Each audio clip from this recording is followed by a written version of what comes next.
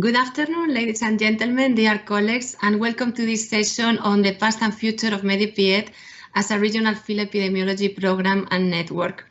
With echoes from the recent graduation of Core 3, I want to congratulate first the fellows and the staff involved from the consortium led by the Instituto de Salud Carlos III for all their achievements, despite the challenges posed by COVID, and wish all fellows and professionals from MediPIET partner countries a successful participation in SkyDay. Let me also give a warm welcome to our panelists, Dr. Vladimir Mikik, joining us from North Macedonia, Dr. Maria Yousef AL-Aqra from Palestine, and Dr. Igor Kusin from Ukraine, and of course to our moderator, Dr. Anne-Sophie Lequarre from the European Commission. My name is Carmen Varela, and I have the honor to lead in the public health training section at ECDC a team of professionals fully embarked already on the new phase of MediPIET, with a 2-year learning by doing fellowship at the core and a strong alignment with EPIET and EUFEM. To give you a bit of context, in March 2020, DG NEAR, the Directorate General for Neighbourhood and Enlargement Negotiations of the European Commission, and ECDC, signed an agreement for the implementation of the new EU Initiative on Health Security. The contract is for a duration of 5 years and has a budget of 9 million euros, with the intention to build the workforce competencies in field epidemiology delivered through MediPIET and strengthen the health systems capacities of partner countries in the areas of communicable disease surveillance and response to health threats. The initiative promotes regional cooperation, knowledge sharing, and networking, something that can result on a more efficient and timely response to epidemics affecting more than one country, while strengthening preparedness against future pandemics. Thanks to the dedication of training site supervisors and scientific coordinators, the training of 16 fellows under Cohort 4 has started, with the introductory course in September and very soon the module on outbreak investigation, which will still be online. We work in close coordination and cooperation with the MediPIET National Focal Points for Training, who propose fellows and external participants to the modules and are already working towards a more in-depth analysis of training needs related to public health priorities in the region. We also aim to train a MediPIET Core 5 in 2022, and always complementing this fellowship with the continuous professional development and train the trainers, targeting more broadly the public health staff from partner countries. With that, I'm delighted to introduce our moderator, Dr. Anne-Sophie Lequarre, Program Manager at the Service of Foreign Policy Instruments of the European Commission, who has had MediPIET in her portfolio for the training of Cohort 3. Dr. Lequarre is a veterinarian with a PhD in molecular biology and has worked for more than 20 years at different universities on research topics related to animal health and animal production. She has a long experience as scientific officer at the Joint Research Centre of the European Commission, supervising projects reducing the emergency and the impact of potential biological threats.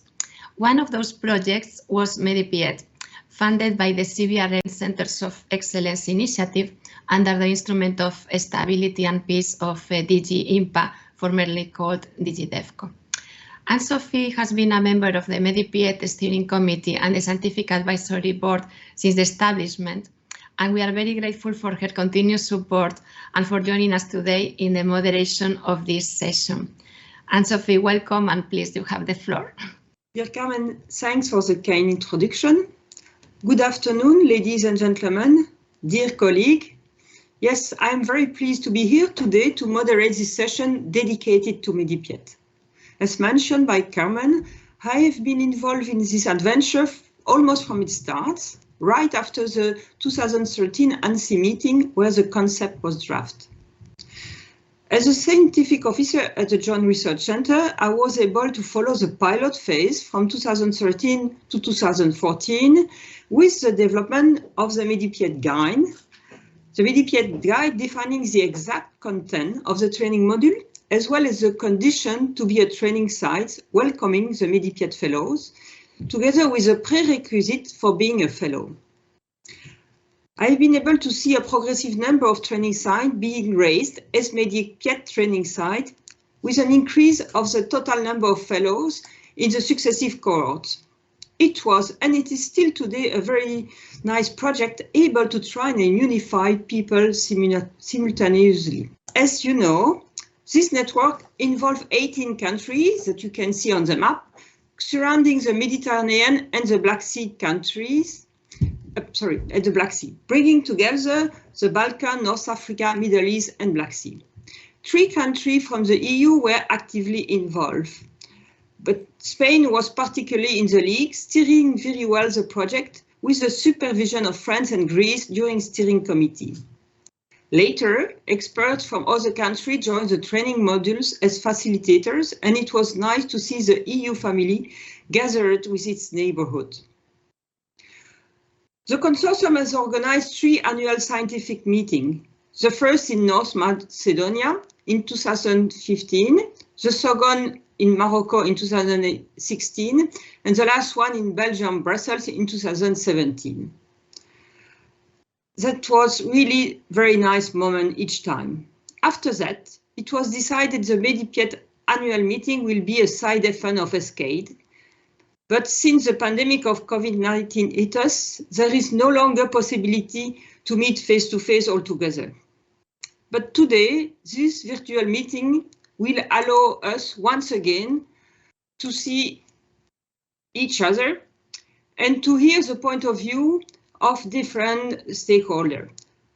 I would like to show you also the different fellows that have been trained during this nice adventure from 2014 to 2021. And as you have heard from Carmen, it's not finished. Now ECDC and DGNIR will take over the project, and we will have cohort 4 and cohort 5.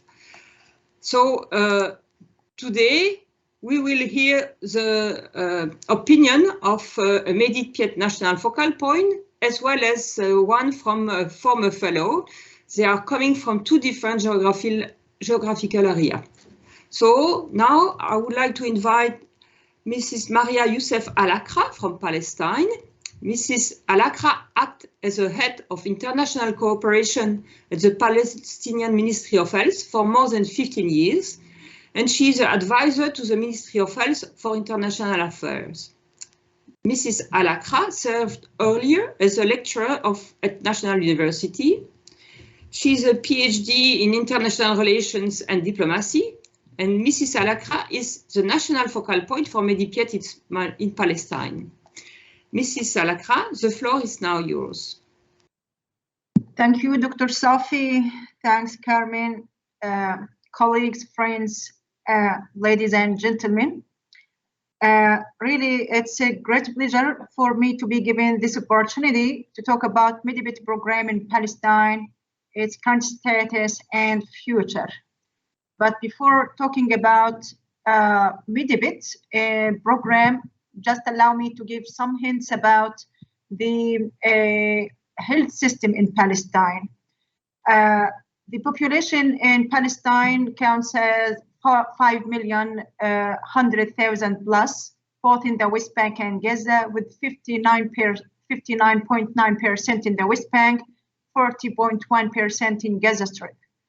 Palestinian population is considered as a young population, 38.2% under age 15, and only 3.3% of age 65 plus. The rate of population natural growth is 2.5%.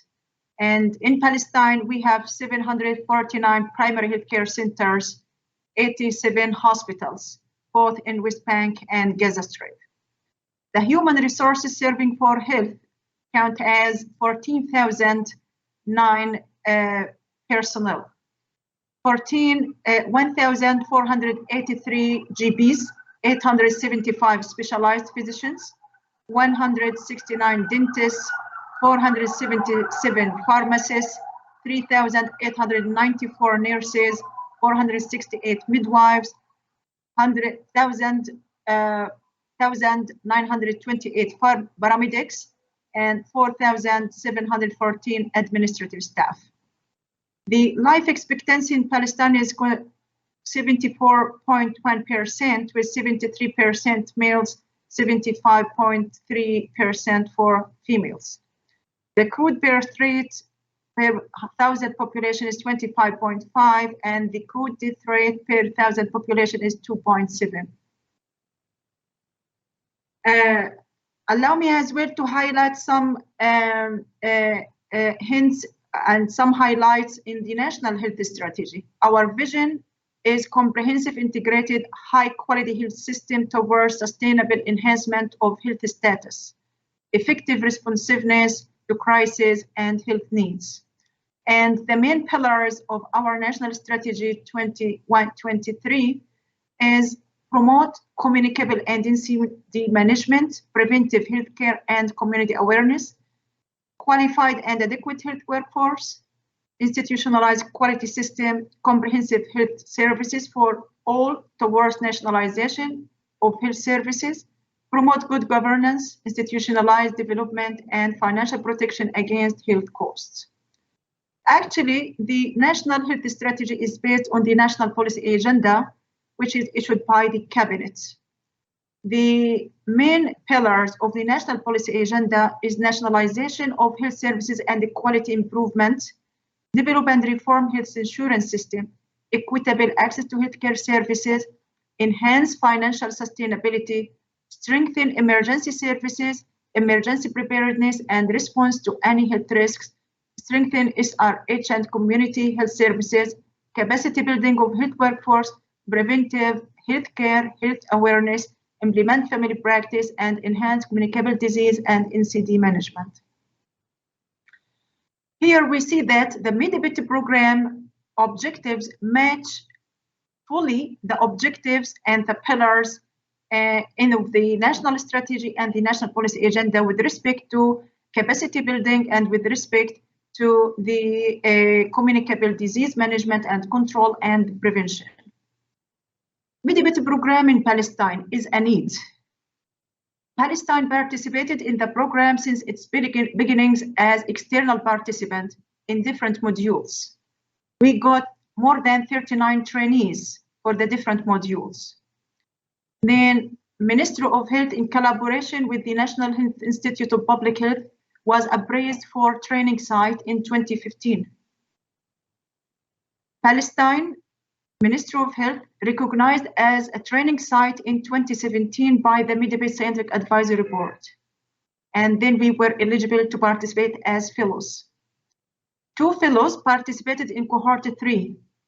1 graduated just last month, and 1 could not continue due to the heavy involvement of COVID and couldn't meet the requirements. We nominated 2 other candidates for cohort 4, 2 doctors. They are public health practitioners. Actually, the MediPIET program has an influential effect in Palestine with respect to supporting capacity building for prevention and control of health threats posed by communicable diseases, for the surveillance and outbreak investigation, and utilizing the skills and knowledge acquired to follow, investigate, and control of any outbreaks, new approaches and policies for dealing with pandemics and the communicable diseases, training national trainers and supervisors on intervention epidemiology within the regional framework of trainers and supervisors, training epidemiologists competent in interventional epidemiology, being part of a regional network of public health professionals, which is very crucial in the exchange of experience, knowledge, skills, know-how on pedagogies and methodologies related to practical training among participating member countries, establishing the basis of a long-term national training program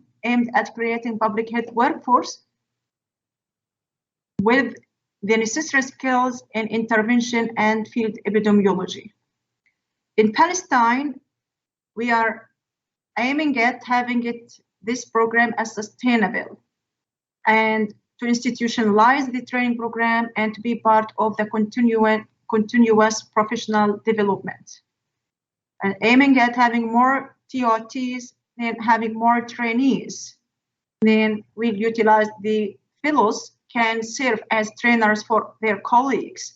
And by this, we widen the epidemiological network in Palestine and widen the epidemiological research of themes of national interest. Regional network is considered as a priority, as a need in Palestine, and international support is highly needed for country and regional epidemiological initiatives. And by this I conclude, but I had just to pay a tribute to the EC and DU for funding such a program, for the MediPIET administration and management, to all the team who made this program as a real success for the countries to meet their needs in having, let's say, a response to be well prepared for any response to any pandemic or any health risk. Thank you so much. For your presentation, explaining very well the structure of the population, the main line of the National Health Strategy of Palestine, and the integration of the MediPIET program within the policy agenda. I want to congratulate you for your very active participation in the training program since its start, and your ability to have now a MediPIET training style, hosting fellows with one already graduate and 2 new ones that who are enrolled in cohort 4. You mentioned that one of the advantages of MediPIET is to be part of a regional network of public health professionals. Could you elaborate a bit on this and tell us what are the links that you have developed through the network? Would you have concrete example where this network was useful, in particular for fighting contagious disease? And would you have other channels to establish such connection?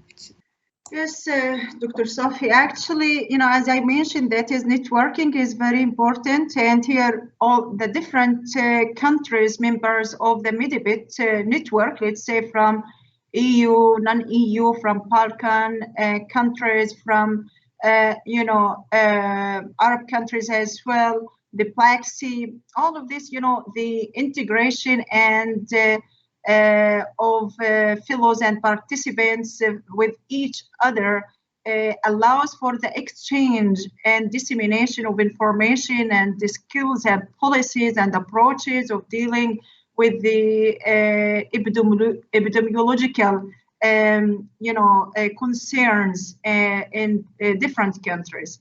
This helps a lot, and we recognize it as well through the on the ground, through the participation of the tens of candidates the ministry had in the different modules and in the different events participated. So actually networking is very important for Palestine and has reflected positively on the ground. Now we have the pleasure to welcome Mr. Ihor Kuzin, who is Deputy Minister of Health of Ukraine and Chief State Sanitary Doctor of Ukraine. So he will describe us what is the impact of the MediPIET training in his country.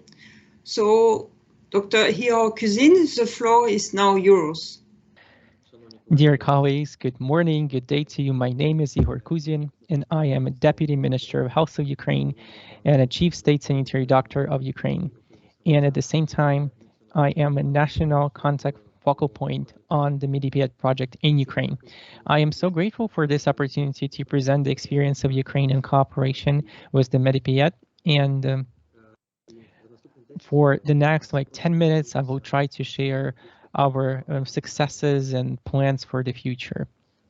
So therefore, I would just want to present to you on the next slide is the program itself, MediPIET itself, in Ukraine is known for a long time, and before we were able to pass the first candidate for the entry into the program. In 2019, we had a wonderful opportunity and an honor to pass from Ukraine to one of the best candidates that we were able to select.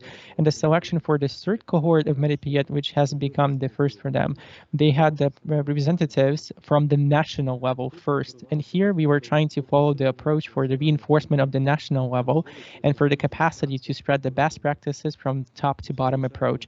In its own way, for the fourth cohort, we have decided to make the selection from the regional level.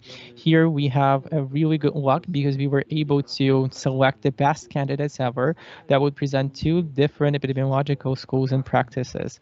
They're not only support and improve the Western approaches and practices and also reinforce the cooperation between different regions of our country.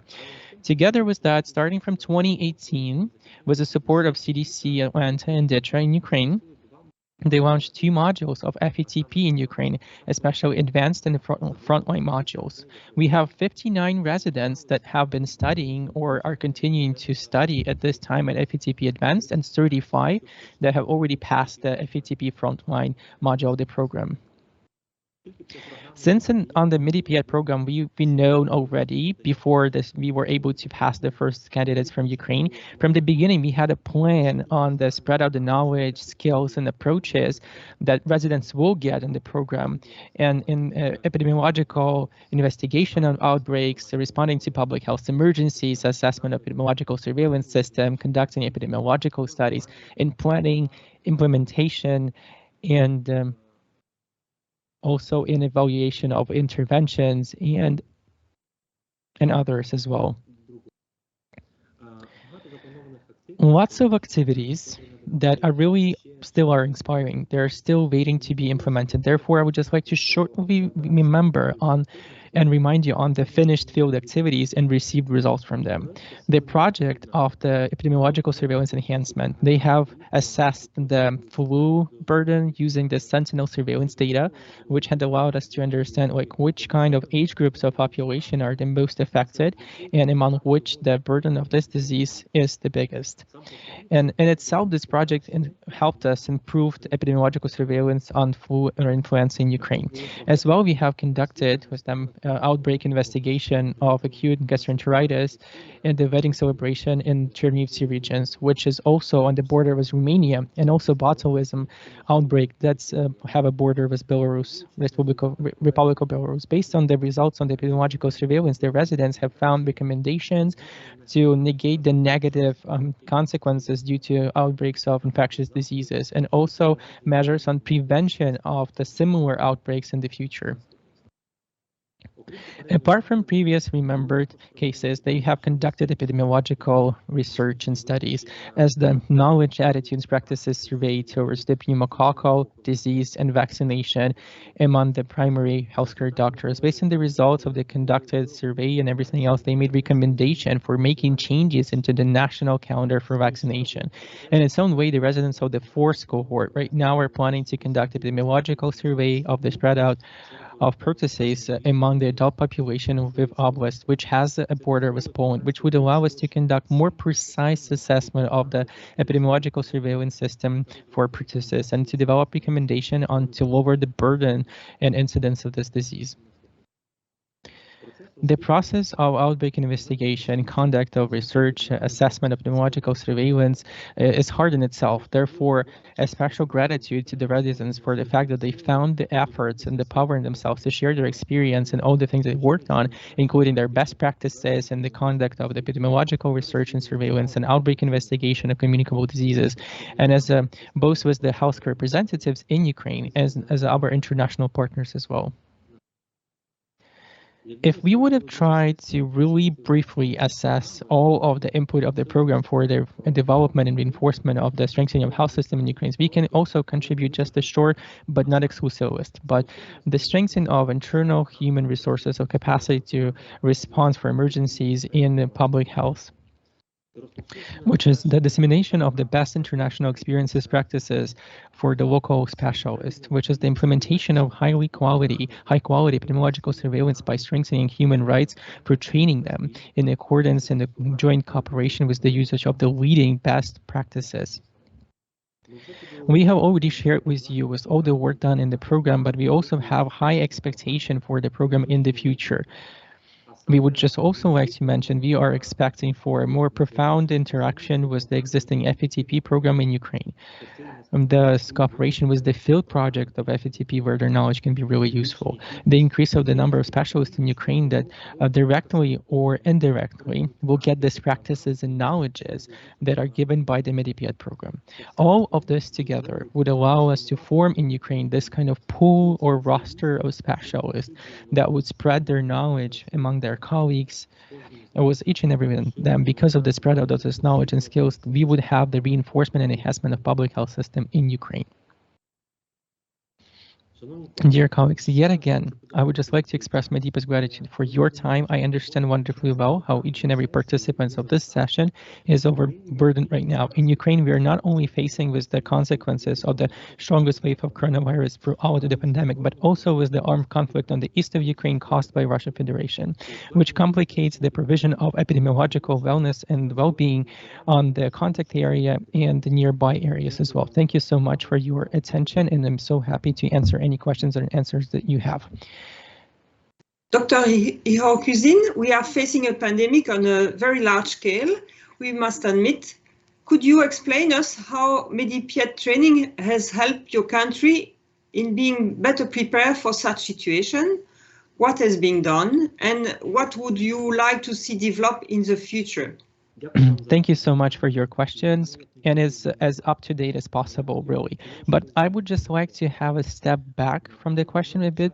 Right now in Ukraine and in 2 border oblasts in Ukraine, we have an outbreak of the vaccine derivative poliovirus type 2. And especially in Zakarpattia Oblast, it has the border with Poland, Slovakia, Hungary, and Romania, and also in the Rivne Oblast that has the border with Republic of Belarus. After the sequencing, we found that this strain is from Afghanistan.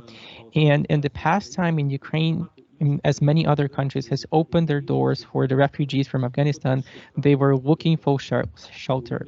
Polio is the highly contagious disease that urges for the urgent actions and coordinated activity. Therefore, the role for the responsible person for polio, we picked a person that has passed the modules in MediPIET as the SORT cohort participants from Ukraine, because the program given this person the understanding of the importance of the inter-border cooperation and not allowing to get it to the international spread out. And this readiness for this putting a stop for the spread out has to play the key role, especially if on the other side of the border, there is susceptible population waiting that has a low coverage of the full course of the polio vaccination. And if we are mentioning the COVID-19, then in some period of time, COVID will finish and we'll always have the question, are we ready for the next outbreak? And why am I saying outbreak? And this is simply because if we are mentioning that if we will be ready, we will never allow for this outbreak to become a new pandemic. And one of the key moments here of the response is being prepared, so preparedness. And so I think that MediPIET plays in the transnational preparedness a really key role. I do hope that I've been able to answer to your question. Thank you so much and have a wonderful day and stay safe. I would like to invite Vladimir Mikik, medical doctor and specialist in epidemiology with more than 20 years of public health experience. He has been working at the Institute of Public Health of North Macedonia in the sector for prevention and control of communicable disease. He has a strong experience in surveillance of communicable disease, threat detection, outbreak investigation, monitoring and evaluation of public health programs at national and international level. In 2016, he graduated as part of the first MediPIET cohort. During his career, he led projects of active surveillance for HIV and STI among hard-to-reach population in North Macedonia. He was active in the development of programs for the elimination of measles, rubella, and congenital rubella syndromes, the establishment of sentinel surveillance for ILRI, ARI, and SARI, and led the project for implementation of real-time surveillance of communicable disease threat.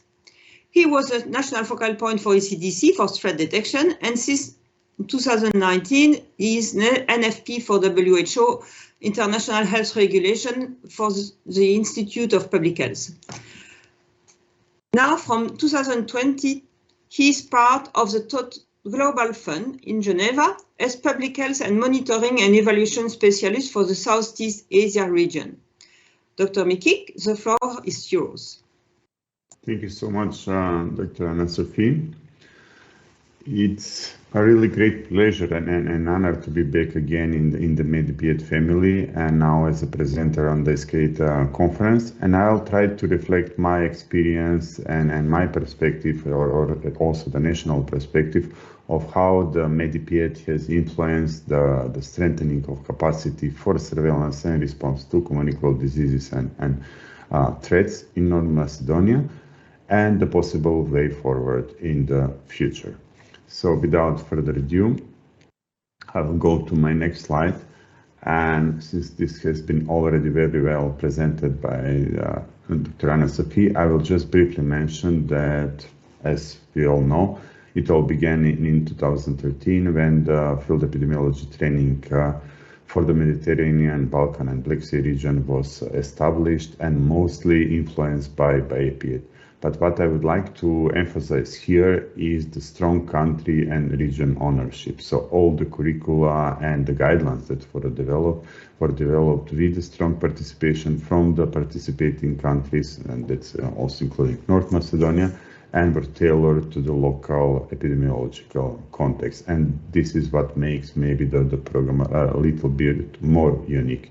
And the second component that really, I think it's one of the crucial, is the networking. So building the network among the healthcare professionals in the field epidemiology. So Macedonia was lucky enough to be one of the very first country to be involved in the program.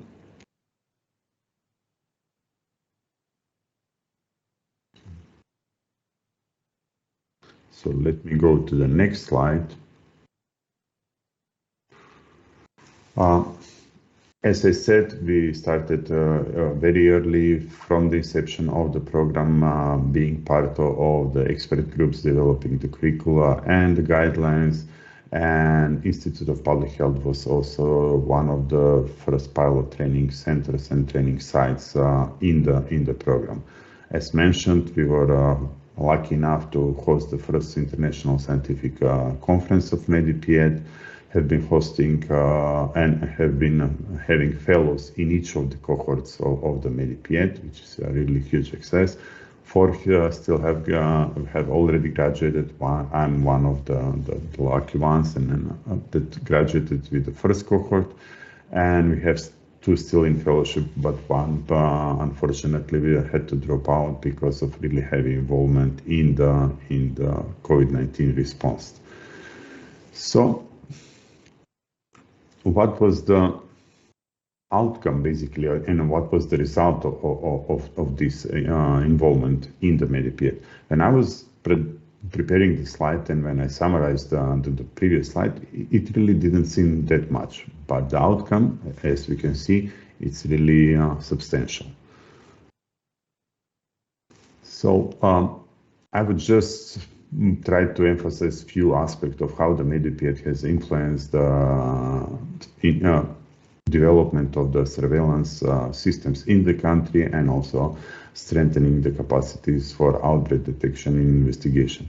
As part of the surveillance project of the fellows, mine and my colleagues, as mentioned, we have already developed sentinel influenza-like illness and acute respiratory infections surveillance, and also surveillance system for a serious acute respiratory infection.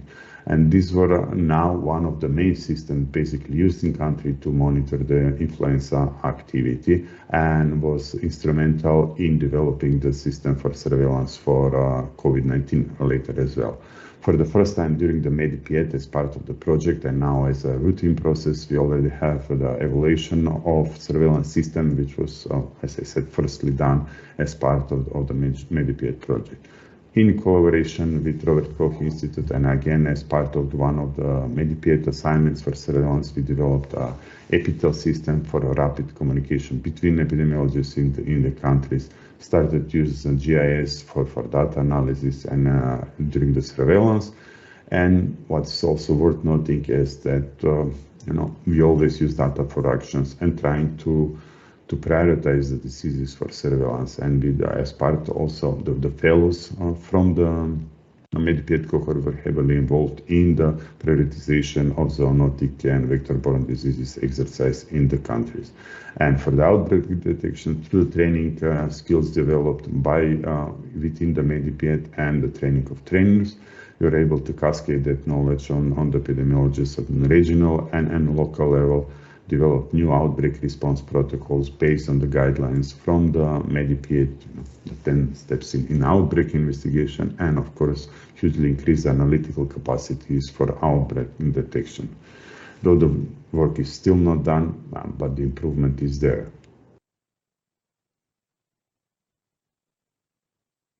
So, as one of the main achievements, probably by the networks of professionals that have been trained through the MediPIET, is also development of the fully digitalized system for outbreak detection and response. Basically, we have used the digital network architecture that is in the country. So all the health system, all the health centers on the primary to the tertiary level are digitally connected. And we use that network to establish a system that can automatically pull the data and to try to analyze it in the real time and see if there is variance from the baseline, and automatically alerts epidemiologists at the national level, the Institute of Public Health, but also on the regional level, so they can try and investigate the outbreak in the very beginning. It's still in the pilot phase, but it's a really promising system. We also applied the research project that for part of the MediPIET curricula for our fellows, and mostly use the findings to further tailor the programs and trying to achieve the improvements in the public health programs. Just to mention a few was the research project about how to address the vaccine hesitancy, especially among healthcare workers with the influenza, and the findings were also used later for the COVID-19. How to increase the HIV access to services for the key population, and so on. And finally, we cannot go without saying about COVID-19, and it can be imagined that the fellows and the trainers and the supervisors, basically in the MediPIET, were at the very front line of the COVID-19 response in the country, either by setting up the surveillance system and contact tracing systems, or with the cluster investigation, all that with the skills gained through the MediPIET. And one area that really stood out during the outbreak was the necessity for risk communication and risk assessment. So we were under constant pressure from the media and all this panic around the COVID-19. So the skills in risk communication are really crucial, especially for countries with limited capacity when they don't have the specific person for risk communication. So although relatively few individuals have been trained, the chain effect, the chain reaction effect of the cascade, it's really impactful on a country level. So, but we can conclude that through the MediPIET, the fellows and the external participants have contributed to substantially increase the capacities for outbreak detection and response in North Macedonia, vastly improved the systems for surveillance of communicable diseases, and that was made mostly available to the cascade of knowledge on the country level. But this is an area that further needs to be scaled up. So we have a critical mass of trained specialists in field epidemiology that can really respond to health threats on a local level, not just on the national level.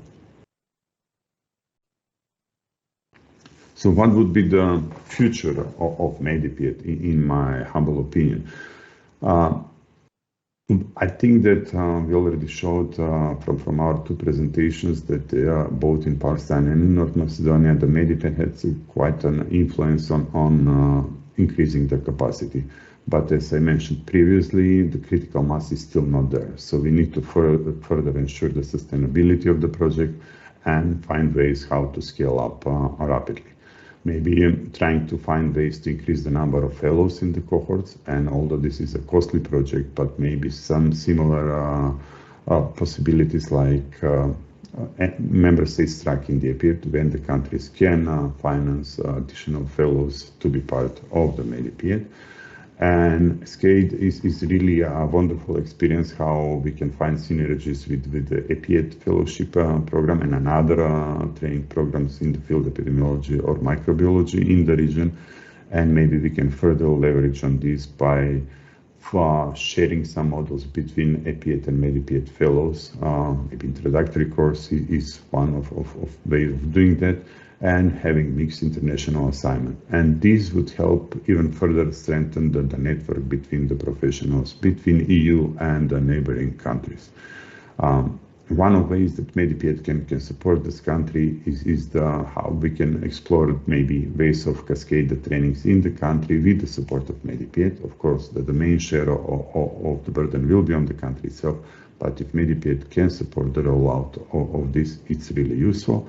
And finally, one of the main lessons we have learned during the COVID-19, more than almost 2 years now, is that we need to rely on digital health and systems and use digital health tools in not just in service delivery, but also try to establish real-time surveillance systems for outbreak detection and response. And maybe we can leverage on that and reflect in one of the training models in MediPIET.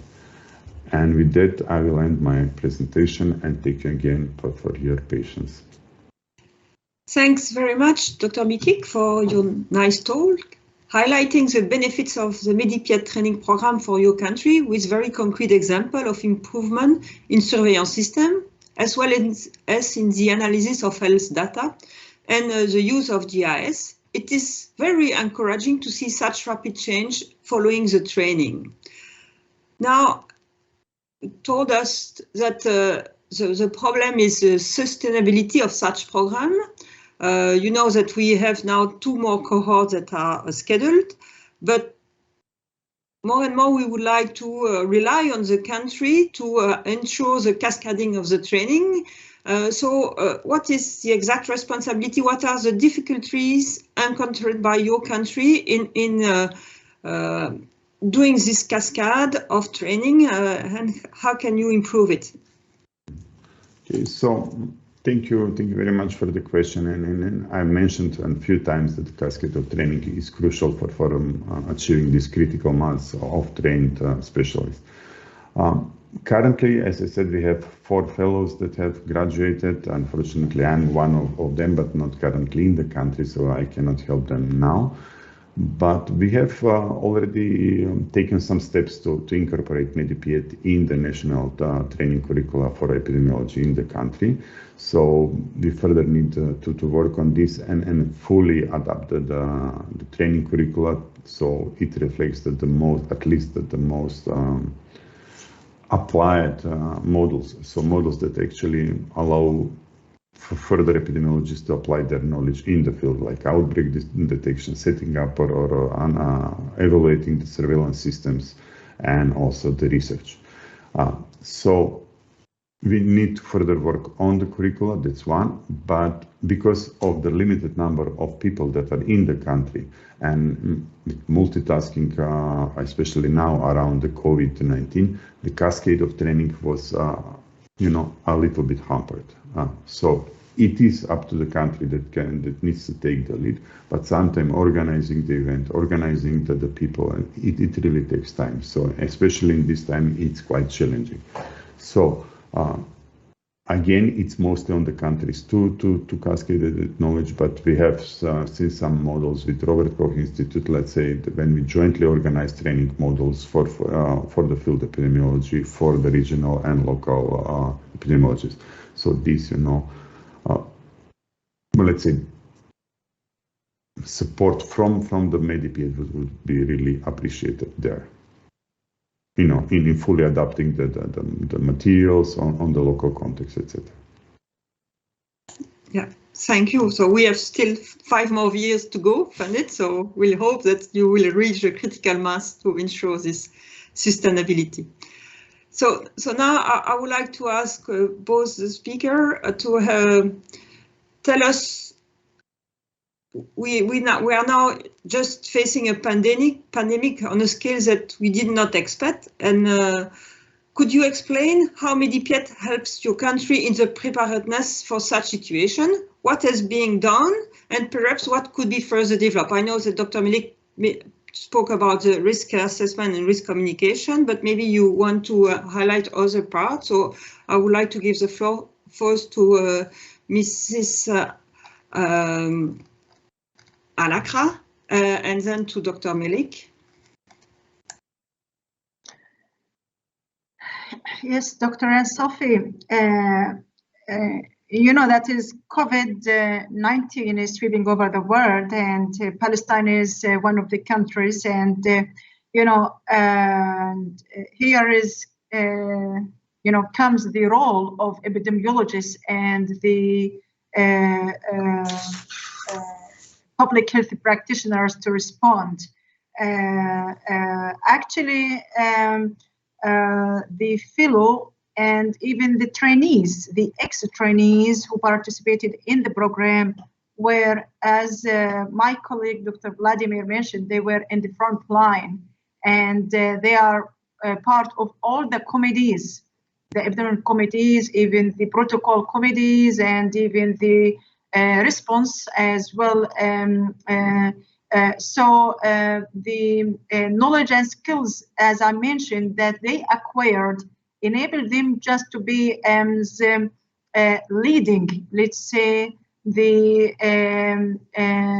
path for in responding and in the preparedness as well. They are just as well providing the guidance, and even the other colleagues within the different districts. In the West Bank, we have 14 districts, and so the participants were from the different districts who participated in the modules. So those members were the core team in all, as I said, in all the committees at the district level or at the central level as well, in responding and guiding and giving advice regarding COVID response. You already briefly mentioned, but I think that I can just echo what Dr. Maria said, that the fellows and even the trainees were heavily involved from the very beginning of COVID-19. And I cannot stress enough how important was the skills that they gained through the training in applied epidemiology, how that really, came to play when the COVID-19 hit the country. So, as I said, they were at the front line during the risk assessment and risk communication, but also by developing the national protocols for surveillance, for contact tracing, quarantine, isolation, etc. So, and also the system that we have developed during the MediPIET, like the EPITEL, and this is some weekly, very short telephone conference between the epidemiologists within the country. They really come handy in trying to mitigate the impact of COVID and try to slow down the spread and flatten the epidemic curve in the country. So yes, basically on every level. Well, thanks a lot to both of you to have replied this question. And now I will give the floor to Carmen for wrapping up this session dedicated to MediPIET. Thank you very much, Anne-Sophie. Thank you, colleagues. I would like to thank you for this rich discussion and exchange. We have actually heard the perspective of the MediPIET, the national focal points as the public health institutions that deliver the learning by doing component of the program, by hosting the fellows, by giving access to projects in surveillance, in outbreak investigation, in operational research.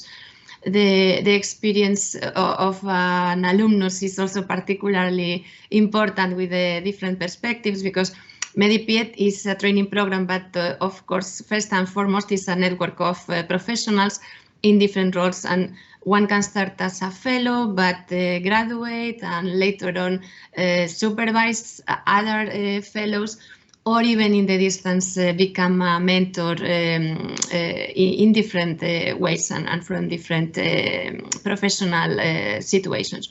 So thanks to this common language and the trust established during the training, the idea is that the response to public health emergencies can also be better coordinated and more effective, because those individuals that have trained together would be able to respond better together. So let me just insist on some points that all you speakers have brought up. One is the value of sustainability of MediPIET and the importance of strategic workforce planning, I would say, as this is a key pillar for strengthening the public health systems in the region and to strengthen also the preparedness across countries. Here, the role of alumni and their involvement in the MediPIET activities can actually be essential to even inform further these workforce development plans. Another aspect is, of course, networking and exchange of knowledge and experience. And of course, this is not limited to the fellows. And but it's true that in most of the cases, they are in a position that they can spark collaborations when they work in their institutes or with other sectors, thanks to specific projects. And finally, the importance of the involvement of different stakeholders in field epidemiology, both in the EU and internationally and regional. This is essential for alignment. So we have heard also how challenging the pandemic has been for the program and for delivering all the activities, also for the fellows, while at the same time it has given them a unique opportunity to respond to such a strong emergency and to acquire specific skills. But of course, this pandemic has also prevented us from being together face-to-face, presentially, but it has not prevented us from feeling close to each other, I believe. And that's why I would really like to thank you again for all those important insights and contributions, because I think that they surely nurture our sense of community. Thank you very much and enjoy the conference.